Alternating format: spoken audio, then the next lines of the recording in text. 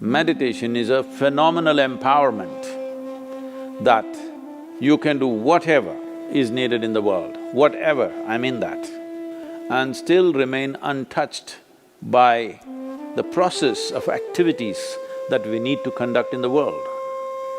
If you sit here,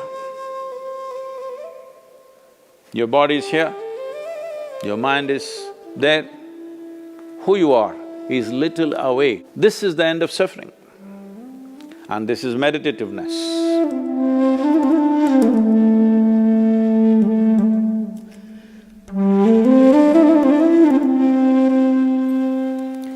Namaskaram. Probably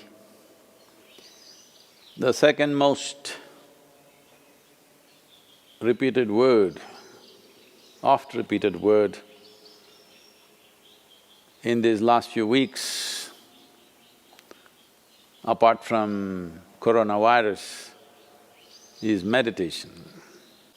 Everybody is suddenly, people who had never meditated in their lives, never even considered that possibility, are now suddenly talking about meditation, the need to meditate, wanting to meditate.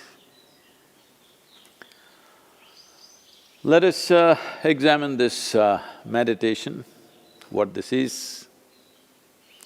First of all, what does the word meditation mean? The English word meditation doesn't really mean anything, in the sense, it doesn't say anything specific. If anybody sits normally with their eyes closed, it's assumed they must be meditating. One can sit with their eyes closed and do many things. You can do japa, tapa, dharana, dhyana, samadhi, shunya, samyama, or you might have just mastered the art of sleeping in vertical postures. So the word meditation in English language doesn't specify anything. Generally we assume, or generally people assume that meditation means dhyana. In Tamil Nadu it's dhyanam, if you go little north it's dhyana, if you go really up north it's dhyan. If you go further up it becomes chan, if you go little more east it becomes zen. Same thing. So, what is this dimension that we are trying to describe with this word meditation? One fundamental thing that we need to understand is, you cannot do meditation because meditation is a quality. A quality is a consequence of a certain process. You can initiate a process, you can conduct a process. You cannot conduct a quality. Quality is just a consequence. It is like you want flowers in your garden. You don't sit there and do flower meditation. You know what happened to the flower people If you want flowers in your garden, you don't have to think flowers. You have to think soil, manure, water, sunlight. If you conduct this process of these ingredients properly, flower and fruit is a consequence. But today, the world has become so goal-oriented. Because they're so goal-oriented, they are not interested in the soil, definitely not interested in the manure and all the other things, but they want flowers and fruit. If you want flowers without soil, manure, water and sunlight, well, you will have to settle for plastic flowers. Plastic flowers are very wonderful. Those who think of utility, it serves you in many different ways. It comes with a 5-year guarantee. Flowers are a nuisance. If you keep flowers in your house, you have to look at them at least 5 times in a day, what's happening, are they thriving well or not. But if you keep plastic flowers in your home, 5 years guarantee, unlike your life. If you're alive, there is so much to do. You even have to dodge the virus, invisible virus. But the dead only have to be preserved. So essentially, the dimension and the process that you're referring to as meditation is very life-oriented. When I say life-oriented, today largely you're material-oriented or at the most mind-oriented, maybe emotion-oriented or physical body, which is a material again. Largely life has become like this. People's idea of life is, if someone says, "my life," you're supposed to understand they're talking about their job.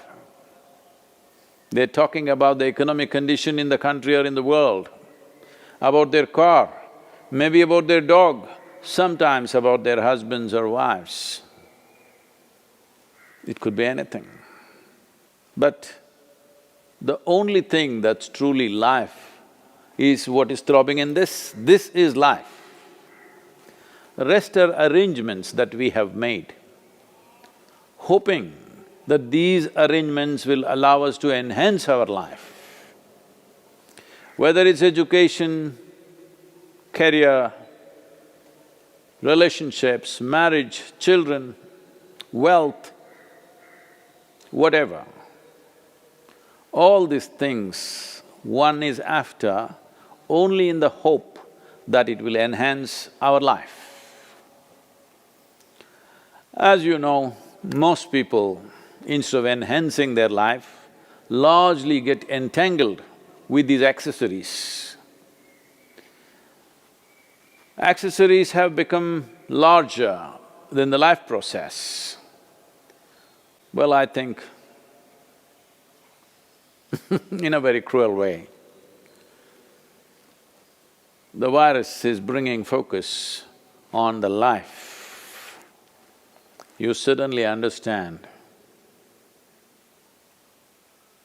your expensive home has become a prison. Your expensive car is as good as junk because you can't drive it, at least for some time. And right now, the world is in a situation where we do not know how long will it take before you're back on the road and swing around a little bit in your automobile? You do not know. So now naturally a whole lot of people are asking all over the world, how to meditate, what should I do? As I said, you cannot meditate, but you can become meditative because it's a quality. If one cultivates their body, mind, emotion and energies to a certain level of maturity, you will be naturally meditative 24 hours of the day. Meditation is not an impairment that if you're meditative, you have to close your eyes and be limited to one place. Meditation is a phenomenal empowerment that you can do whatever is needed in the world, whatever, I mean that. Whatever is needed in the given situation and still remain untouched by the process of activities that we need to conduct in the world. This empowerment or without this empowerment.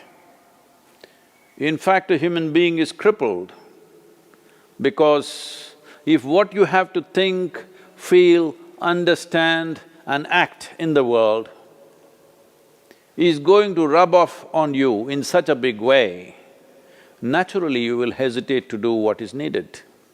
Naturally you will avoid doing things that need to be done. In a way, the moment you are in a state where your own activity and the activity of the world around you and the activity of your mind and your emotion, once they're impacting you every moment of your life, then in some way you will cripple yourself because naturally you would want to keep the scale of your life very limited because activity, thought, emotion, involvement with life can cause enormous amount of suffering. Once there is fear of suffering, knowingly or unknowingly, you will limit the scope and possibilities of your life. Meditation means just this, in a very simple way if we have to put it. If you sit here, your body is here, your mind is there, who you are is little away from these two dimensions of physical body and mental accumulations. These two accumulations of body and mind, if a little space arises between you and this is the end of suffering. And this is meditativeness.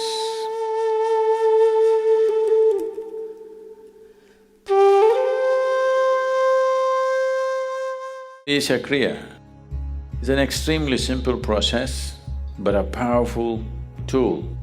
These three ingredients, your breath, your thought and your awareness, in the right combination, if you use them, your ability to use the mind and the body is so greatly enhanced that you almost look superhuman for somebody else.